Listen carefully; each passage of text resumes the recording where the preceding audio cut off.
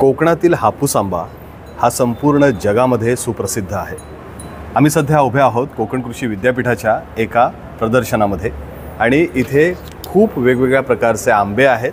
आपल्यासोबत कुलकर्णी सर आहेत, त्यांच्याशी आपण बोलणार आहोत।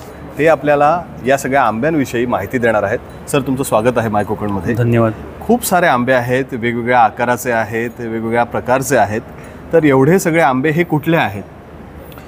आपण जर समजा पाहू शकलात तर हे खालचे जे आंबे आपल्याला दिसत आहेत, हे खालचे आंबे जे आहेत हे आपल्या विद्यापीठाच्या प्रक्षेत्रावरचे आहेत आणि वरचे आंबे जे आहेत हे आपण वेगवेगळ्या शेतकऱ्यांचे जे आंबे कलेक्ट केलेले आहेत आणि विद्यापीठाच्या प्रक्षेत्रावर काही ठिकाणी लागवड केलेली आहे किंवा काही स्वतः शेतकऱ्यांनी पण त्यांच्याकडचे जे पाठवलेले आहेत अशातले आंबे आहेत। म्हणजे जर समजा तुम्ही पाहिलं तर हा हापूस जो आहे हा प्रक्षेत्रावरचा आहे आणि त्याचबरोबरीने हे हापूसमधले जे काही टाईप्स जर समजा तुम्ही बघितलं जे कलेक्ट केलेले आहेत ते त्यांच्या त्या शेतकऱ्यांची नावं त्याच्या पाठीमागे आहेत आणि ते तिथे ठेवलेले आहेत। जसा कोकणामध्ये आपण म्हणतो की हापूस आहे, तसा पायरी आहे, मानकुराद आहे, त्याच्यानंतर काही ठिकाणी केशरची लागवड आहे, तो आहे।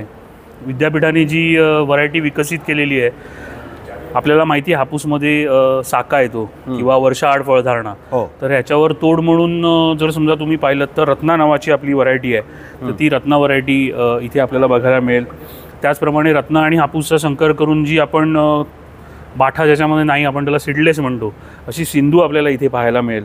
सिंधू ही व्हरायटी आहे ती आम्ही खूप ऐकली होती पूर्वीपासून की त्याच्यामध्ये बाट नसते किंवा खूप बारीक असते। तर हे म्हणजे याचा काही कमर्शियलायझेशन झालं का, की लागवड मोठ्या प्रमाणात करतात का लोक? काय नक्की कुठल्या स्टेजवर आहे? जर समजा तुम्ही एक पाहिलं ना तर बाजारामध्ये लोक सिंधू हापूस म्हणून त्यांच्याकडचा सिंधूची व्हरायटी आहे पण सिंधू हापूस म्हणून सेल करतात।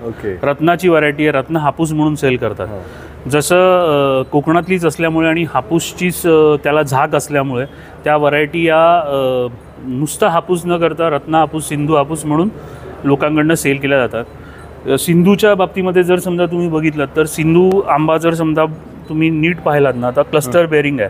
जर मोठ्या प्रमाणावर लागला तर छोटा आंबा लागतो आणि त्यातली काही आंबे काढून टाकले तर हा आंबा देखील मोठा होतो। याची सीड जी आहे ना पेपरी आणि पिकल्यानंतर याचा आतला जो गर आहे हा अतिशय केशरी रंगाचा असा होतो। त्याच्यामुळे ह्या व्हरायटीला जर समजा आजच्या घडीमध्ये जर समजा ज्या रंगीत व्हरायटी बाहेरून त्याच्यावर फोकस आहे त्याच्याऐवजी जर समजा आतून केशरी रंगाची, तर त्यांनी निश्चितपणे सिंधू लावणं असणं त्यांच्या बागेमध्ये गरजेचं आहे। ही पुढची जी व्हरायटी तुम्ही बघताय ही कोकण रुची, ही देखील नीलम आणि हापूसच क्रॉस आहे, पण ही व्हरायटी जर समजा तुम्ही बघितली तर ती लोणच्यासाठी म्हणून प्रसिद्ध आहे। सुवर्ण व्हरायटी आमची जर समजा तुम्ही पाहिलीत तर ह्या सुवर्ण व्हरायटीमध्ये महत्त्वाची गोष्ट की हा जास्त हापूससारखा आहे। म्हणजे रत्ना जर समजा तुम्ही बघितलं थोडा उशिराने नीलमसारखा जातो, हा मिड व्हरायटी आहे, ही लवकर येणारी व्हरायटी आहे। ह्याचा पल्प जो आहे जसा आपण हापूस प्रोसेसिंगला वापरतो तसा हा रत्नानंतर सुवर्ण व्हरायटी जी विकसित केलेली आपण ही देखील आपण प्रोसेसिंग लागवड किती होते आपल्याकडे? काही प्रमाण आपण दरवर्षी जर समजा तुम्ही पाहिलं तर ह्या जातींची नाही म्हणायला एक 25,000 कलमं करत असतो आणि तुम्ही बघितलं तर रत्नाची लागवड जी आहे ही महाराष्ट्र सोडला तर तुम्ही कर्नाटकात जा किंवा आंध्रमध्ये जा, ह्या बाजूला वरती जर समजा तुम्ही बघितलं तर बिहारमध्ये, हरियाणामध्ये ह्या भागांमध्ये आपल्या ह्या व्हरायटीची लागवड फार मोठ्या प्रमाणावर होती आहे। जर समजा तुम्ही हे बिहारचे काही यूट्यूब चॅनल बघितलेत ना तर त्याच्यावर देखील सिंधू व्हरायटीचा उल्लेख तुम्हाला आढळतो। जर समजा तुम्ही साऊथला गेलात तर साऊथला पर्टिक्युलरली आंध्रचे जे कमिशनर होते ते मध्ये त्यांच्याकडे सुवर्णाची लागवड फार मोठ्या प्रमाणावर वाढते, तर ते पाहण्यासाठी म्हणून देखील ते दापोलीमध्ये येऊन गेलेले आहेत। हरियाणासारख्या भागामध्ये आपली रत्ना व्हरायटी जी आहे किंवा ह्या बाकीच्या ज्या व्हरायटीज आहेत त्यांनी इकडनं तिथे नेऊन लागवड केलेली आहे आणि तिथे देखील या फार लोकप्रिय झालेल्या व्हरायटीज आहेत। इथे थोडी कलमं पण दिसतात आम्हाला। तर एकंदरीत जी कलमं आहेत ती कुठून कुठून त्याला मागणी आहे? जशी हापूसची कलमं आहेत ती कुठे कुठे जातात?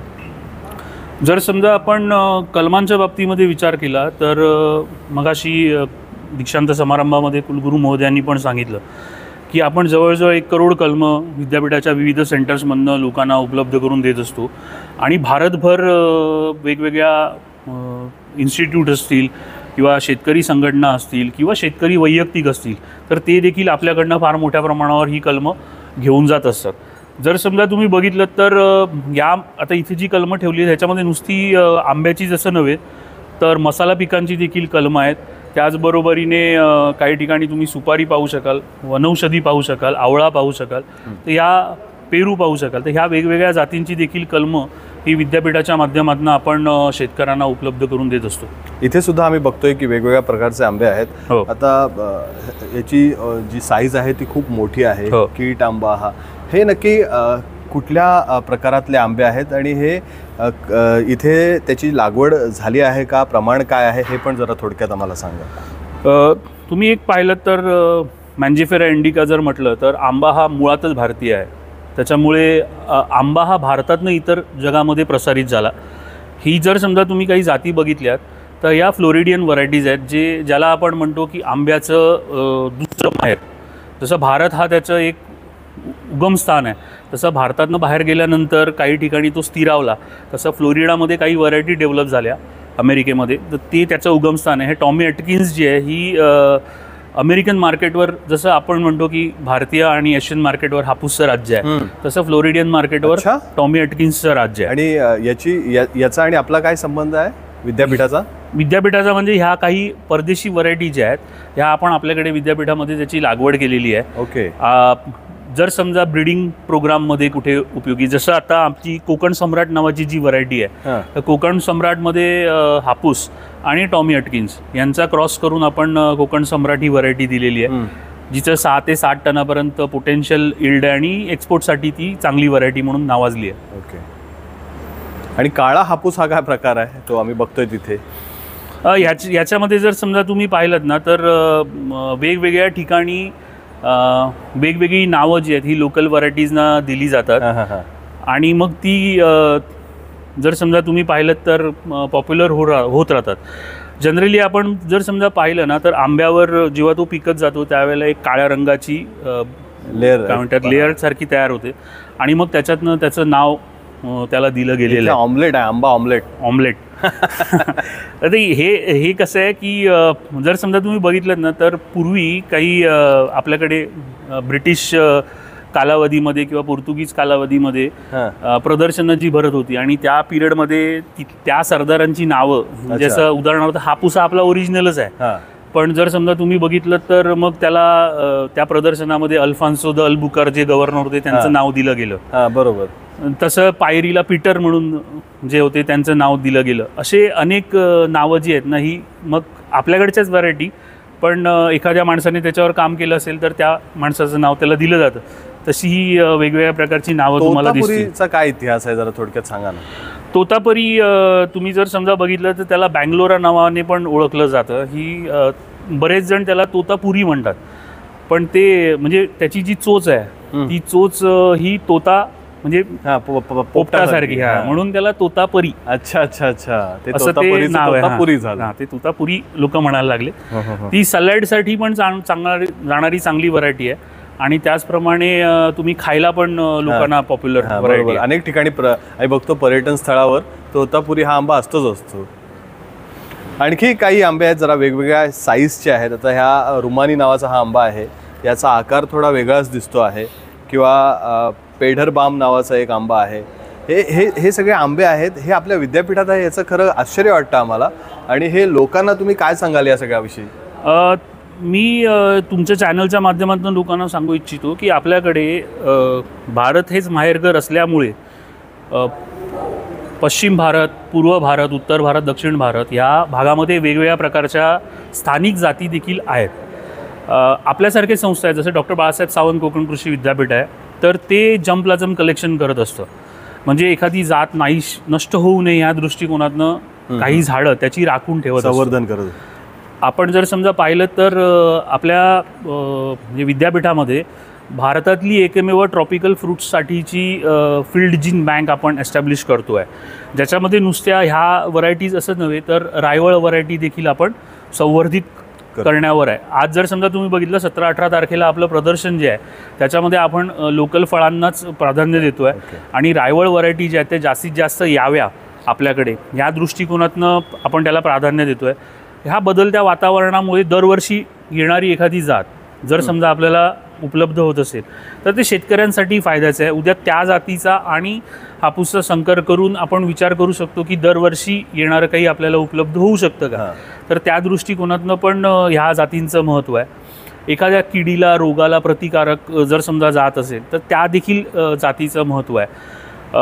जर समजा तुम्ही बघितलं तर जास्त काळ टिकणारी जात असेल म्हणजे काढल्यानंतर ती 20-25 दिवस आरामात टिकते म्हणजे त्याला कोल्ड स्टोरेजची गरज नाही, तर अशा प्रकारची पण आंब्याची जात असू शकते. की माझं तर ह्या माध्यमातून शेतकऱ्यांना म्हणणं राहील की ह्या प्रोजेक्ट अंतर्गत त्यांच्याकडे जर समजा अशी कुठली जात असेल तर ती नॅशनल लेवलवर रजिस्टर करून घेऊ शकतात आणि त्याचा फायदा त्या शेतकऱ्याला देखील होऊ शकतो. उद्या ती जात जर पॉप्युलराईज झाली तर मोठ्या प्रमाणावर त्याची कलमं तो शेतकरी लोकांना उपलब्ध करून देऊ शकतो आणि त्याचं जतन संवर्धन जे आहे, आज तुम्ही जर समजा पाहिलं तर आपण बघतोय की रस्ता रुंदीकरण म्हणा तेव्हा चांगली झाडं जी आपण म्हणतात की रायवळची चांगली झाडं नाहीशी झाली. कोणी त्यांच्या जागा विकून टाकतात आणि त्याच्यामध्ये त्यांच्या पूर्वजांनी कोणीतरी आंबा संवर्धित व्हावा म्हणून जतन करून ठेवलेली आंब्याची झाडं असतात किंवा फणसाची असतील किंवा जांभळाची असतील की मोठ्या साईजचं जांभूळ, तर ती देखील मग ते समोरच्याला विकत घेतल्यानंतर फक्त बिल्डिंग बांधायची असते त्यामुळे तोही ते कट करून टाकतो आणि मग एवढी जतन केलेली जी आपली जैवविविधता आहे ती नाहीशी होते. तर अशा वेळेला त्याचं जतन व्हावं असं ज्यांना वाटत असेल त्यांनी देखील सर आम्हाला विद्यापीठाला संपर्क करावा जेणेकरून आपण ती जी त्यांच्या ज्या स्टिक्स आहेत त्या वापरून आपल्याकडे त्याचं जतन करून ठेवू शकू. आता बघा इथे काही अशी झाडं आहेत आंबे आहेत की ज्यांना F113, F173 त्यांना अजून नावं नाही मिळाली आहेत की नक्की काय हा विषय आहे. कसं असतं ज्या वेळेला प्रॉमिसिंग एखादी व्हरायटी असते ना हायब्रिडायझेशन होत असतं. हायब्रिडायझेशनमध्ये जर समजा तुम्ही बघितलं जसं मी तुम्हाला मगाशी उदाहरण दिलं की रत्ना व्हरायटी कशी निर्माण झाली तर नीलम आणि हापूसचा संकर करून त्याच्यातनं एखादी जात जन्माला आली. तर ती रत्ना जी आहे ही F1 आहे. F1 in the sense first generation hybrid. Okay. तसे हे प्रॉमिसिंग जे कुठले हायब्रिड्स डेव्हलप झालेले आहेत तर ते देखील प्रदर्शनामध्ये मांडलेले आहेत की जेणेकरून उद्या जसं आता हे वेंगुर्ल्यात तयार होतात आपल्याकडे तर मग वेंगुर्ल्यातनं त्याची लागवड अजून त्या 4 ठिकाणी करून त्याचा परफॉर्मन्स बघितला जातो आणि त्याचं इल्ड जेव्हा चांगल्या प्रकारे मिळतं मग त्यावेळेला ती व्हरायटी पूर्ण कोकणासाठी म्हणून आपण रेकमेंड करतो. मला एक सांगा, आता मला एक शेवटचा प्रश्न तुम्हाला विचारायचा आहे की हे सगळे आंबे आता इथे आपण प्रदर्शनामध्ये ठेवले आहेत, ही जर झाडावर बघायची असतील तर लोकांनी कुठे यावं, तुमच्याशी कसा संपर्क साधावा? जर समजा हे बघायचे झाले तुम्हाला तर वेंगुर्ल्याला आपलं फार जुनं असं फळ संशोधन केंद्र आहे तर तिथे देखील आपण ह्या जाती पाहायला म्हणून जाऊ शकतो. पर्टिक्युलरली अपॉइंटमेंट घेऊन गेल्यानंतर काय तिथे किती झाडांवर आलेले आहेत ना आंबे याची देखील आपल्याला माहिती मिळू शकते आणि आपण तिथे जाऊन त्या व्हरायटी पाहू शकतो. त्याचबरोबरीने 60 ते 70 व्हरायटी आपल्याकडे दापोलीमध्ये पण उपलब्ध आहेत तर त्या व्हरायटी देखील ते बघायला येऊ शकतात. अजून जर व्हरायटी कुठे बघायच्या असतील जास्त तर संगारेड्डीला एक असं जम्प्लाझम कलेक्शन सेंटर आहे. बँगलोरला IIHRला तसंच एक कलेक्शन सेंटर आहे. CISH लखनौला देखील कलेक्शन सेंटर आहे. त्या ठिकाणी देखील म्हणजे ज्या वेळेला कोणी फिरायला जातं त्या भागात तर त्यांना देखील जर आंबे बघायचे झाले आणि आंब्याच्या सीझनला गेले तर ते तिथले देखील आंब्यांचं कन्झर्वेशन किंवा काय केलेलं आहे ते जाऊन बघून येऊ शकतात. धन्यवाद सर. हे होते महेश कुलकर्णी सर ज्यांनी आपल्याला या सगळ्या आंब्यांविषयी माहिती दिलेली आहे. नक्की याचा कशा पद्धतीने फायदा लोकांना होऊ शकतो हे त्यांनी का केलं आहे या सगळ्याविषयी त्यांनी अतिशय सविस्तरपणे आपल्याला सांगितलेलं आहे. तर कोकण कृषी विद्यापीठ आहे हे संशोधन करतं आहे. भविष्यात नवीन जातसुद्धा शोधली जाऊ शकते. शमशादसह मुश्ताक खान, माय कोकण, दापोली.